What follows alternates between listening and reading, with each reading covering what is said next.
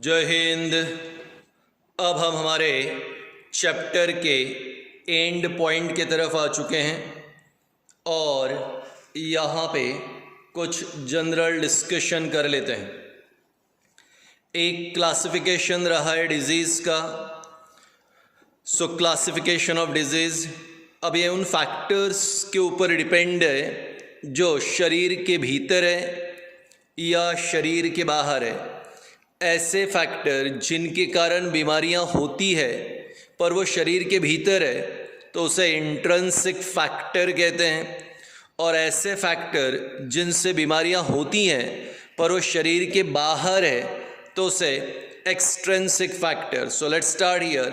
Classification of disease में intrinsic factor, if disease causing agent lie within the body, if disease causing agent lie within the body, then it is called as intrinsic factor. Example के तौर पे hormonal disease. अब किसी व्यक्ति को diabetes है यानी वो हार्मोनल डिजीज है, पर हार्मोन्स तो शरीर के भीतर है। अब हार्मोन्स के कारण बीमारियां, ठीक है, इंट्रिंसिक फैक्टर। जेनेटिकल डिजीज, अब जीन्स शरीर के भीतर है और जीन्स के कारण बीमारियां, that is genetical disease. So whenever the disease is caused due to those factor, whenever the disease is caused due to those factor which lie within the body, जो शरीर के भीतर है, शरीर के अंदर है, तो उसे इंट्रिंसिक फैक्टर। हार्मोनल डिजीज और जेनेटिकल डिजीज ये इंट्रिंसिक फैक्टर के एग्जाम्पल्स हैं। अब आ रहा है extrinsic factor. If the disease is due to those factor, the disease which is cause due to those factor which lie outside the body, शरीर के बाहर है, तो उसे एक्सट्रिंसिक फैक्टर कहते हैं। अब यहाँ पर हम ले लेते हैं फूड पॉइजनिंग। अब हमने कोई तो भी जो है फूड खा लिया पर वो खराब था, फूड पॉइजनिंग हो गया, हम बीमार हो गए, एक्सट्रिंसिक फैक्टर के कारण बीमार हो गए। उसी प्रकार फिजिकल डिजीजेस या फिजिकल फैक्टर्स लाइक सन, रेन, कोल्ड, इसके कारण अगर हम बीमार हो रहे हैं तो एक्सट्रिंसिक फैक्टर है, क्योंकि सूरज यानी सनस्ट्रोक, धूप लगना, बारिश के कारण सर्दी जुकाम, ठंड लगने के कारण सर्दी जुकाम, ये सारी बीमारियां शरीर के बाहर वाले फैक्टर्स के कारण हो रही हैं। This is called extrinsic factor. तो अगर बीमारियां शरीर के भीतर वाले फैक्टर्स के कारण होती हैं तो इंट्रिंसिक, और अगर बीमारियां शरीर के बाहर वाली चीज़ों के कारण होती हैं then it is called extrinsic. Now the next दो डेफिनेशन है छोटी, एक है सिम्टम और दूसरा सिंड्रोम।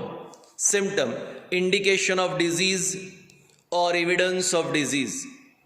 इंडिकेशन ऑफ डिजीज और evidence of disease, it is called symptom. तो किसी बीमारी का कोई एविडेंस आपको मिल रहा है या कोई एविडेंस मिल रहा है तो सिम्टम। पर जब बहुत सारे सिम्टम्स होते हैं तो उसे सिंड्रोम कहते हैं। एग्जाम्पल के तौर पे acquired immuno deficiency syndrome, acquired immuno deficiency syndrome यानी एड्स। या सिंड्रोम क्यों कहा? क्योंकि एड्स में माइल्ड फीवर होता है, पर्सन की इम्यूनिटी कम हो जाती है, वो 10 किलो से भी ज़्यादा वज़न लूज़ कर लेता है, छोटी मोटी बीमारियां लंबे समय तक चलती हैं, जल्दी थक जाता है, यानी नंबर ऑफ सिम्टम्स है। तो नंबर ऑफ सिम्टम्स है, ग्रुप ऑफ सिम्टम्स है, तो उसे सिंड्रोम। हाँ, एक आधा पर्टिकुलर एविडेंस है, एक आधा इंडिकेशन है तो सिम्टम। तो किसी बीमारी के लिए कोई इंडिकेशन है या कोई एविडेंस है तो सिम्टम, और ग्रुप ऑफ अगर सिम्टम्स है तो उसे सिंड्रोम कहते हैं। नाउ द लास्ट डेफिनेशन, और यहाँ पे चैप्टर एंड हो जाएगा। हमारा डेफिनेशन है एंटीबायोटिक्स। इसकी दो डेफिनेशन बताएंगे हम लोग।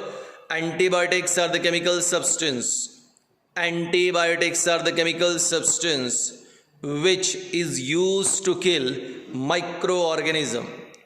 Antibiotics are the chemical substance used to kill microorganism.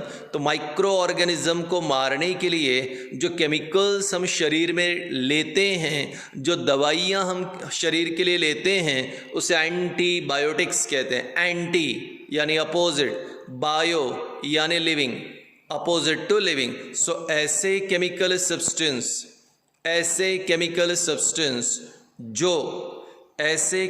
Substance जो यहाँ पे माइक्रो ऑर्गेनिज्म को मारने के लिए काम में आते हैं, किल करने के काम में आते हैं, उसे एंटीबायोटिक्स कहते हैं. नाउ इम्पॉर्टेंट, आगे देख लेते हैं. सो मैंने कहा antibiotics are the chemical which are used to kill micro organism. अब और एक दूसरा डेफिनेशन है, antibiotics are the chemical produced by one micro organism. Antibiotics are the chemical produced by one microorganism and are used to kill other microorganism is called as antibiotic.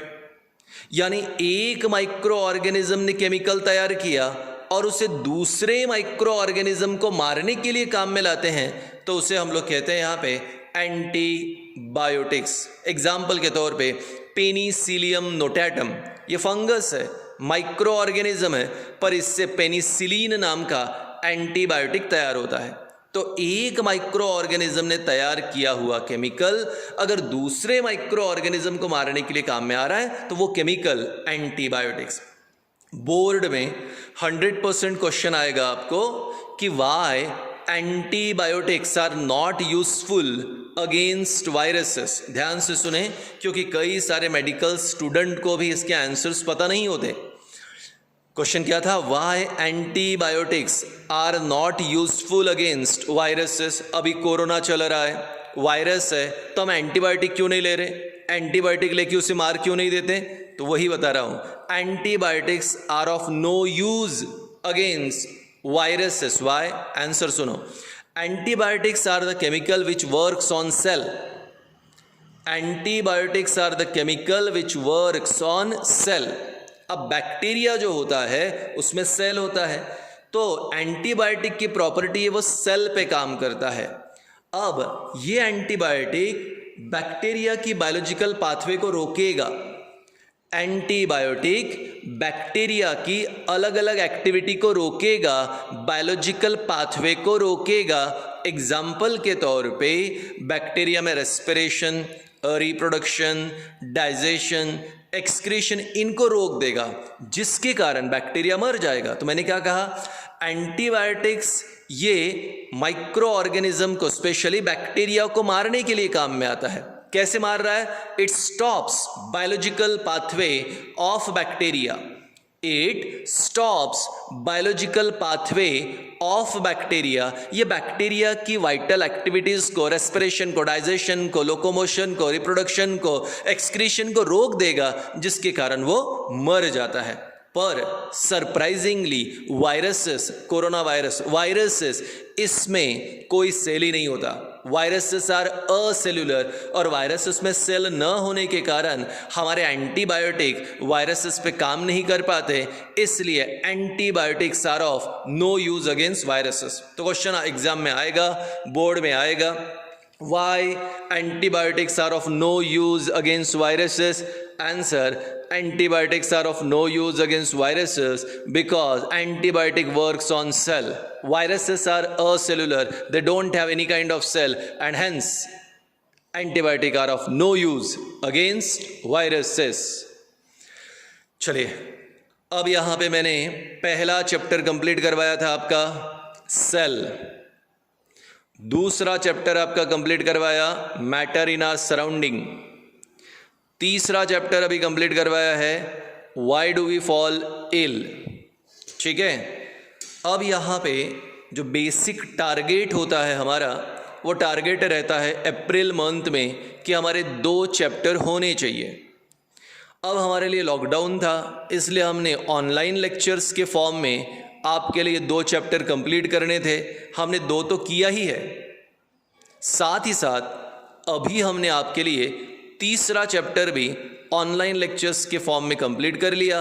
Why do we fall ill, यानी हमने 2 करने चाहिए पर हमने 3 किया ताकि आपको study के लिए इजी जाए। ठीक है, अब यहाँ पे आपके लिए कुछ वर्कशीट, टेस्ट, ऐसे ही चीज़ें कंटेंट रहेगा। ठीक है, कुछ फोटोग्राफ्स रहेगी। बाकी इसके बाद यानी नेक्स्ट चैप्टर, ठीक है, वो जून महीने में आएगा। नेक्स्ट चैप्टर जून महीने में आएगा। भगवान करे कि लॉकडाउन खत्म हो जाए, बैचेस शुरू हो जाए, तो बैचेस शुरू हो गई तो कोई प्रॉब्लम ही नहीं। पर इन केस भगवान न करे अगर बैचेस अगर लेट शुरू होती है, ठीक है, इन केस अगर मान लीजिए काफ़ी लेट अगर हो रहा है, 10 जून 11 जून के आसपास अगर हो रहा है, तो फिर हम लोग जून महीने में नया चैप्टर स्टार्ट करेंगे वीडियो लेक्चर के फॉर्म में, अदरवाइज क्लासरूम प्रोग्राम में होगा। बहुत सारे इंपॉर्टेंट टॉपिक्स होते हैं जो क्लासरूम प्रोग्राम में ही होते हैं, तो डोंट वरी, ये होगा। बोले सर जो आपने ऑनलाइन लेक्चर लिया था क्या वो क्लास में होगा? डेफिनेटली होगा, क्लासरूम में ज़रूर होगा, क्योंकि क्लासरूम में जो पढ़ाई होती है वो वीडियो लेक्चर्स पे होती नहीं है। ओके, ध्यान रखिए आप सभी लोग। मैं वर्कशीट, फोटोग्राफ्स, वीडियोस और जो कुछ भी रहेगा मैसेजेस आपको सेंड करता रहूँगा। आप भी टच में रहिए, अपना भी ध्यान रखिए, अपने परिवार का भी ध्यान रखिए। ओके, अभी जो टाइम है थोड़ा पढ़े, थोड़ा एंजॉय करें, ठीक है, खुश रहे। Thank you, take care.